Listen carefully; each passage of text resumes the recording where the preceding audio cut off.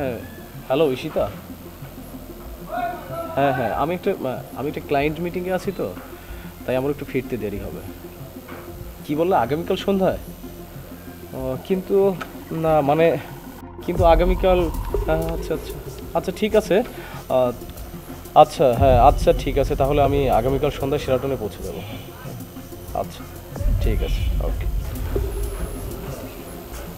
Sorry Moumita, আমার মনে হয় আগামীকালকে তোমাদের বাসায় যাওয়া হবে না। জরুরি একটা ক্লায়েন্ট মিটিং আছে, ওখানে অ্যাটেন্ড করতেই হবে।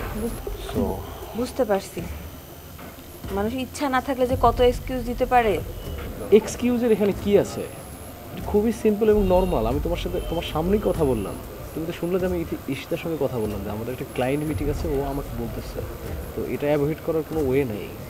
এরকম তারিখ গত কয়েক বছর তুমি ওকে কতবার দিছো? আচ্ছা ঠিক আছে, আমি তো বললাম যে তোমাকে আমি খুবই সিরিয়াস। আমি আমার ক্লায়েন্ট মিটিংটা শেষ করে এসে দরকার হলে তোমাদের বাসায় গিয়ে আমাদের বিয়ের দিন তারিখটা ঠিক করবো। আমাদের ঠিক করব, দিন তারিখ সব কিছু ঠিক করে চলে আসবো। ওকে।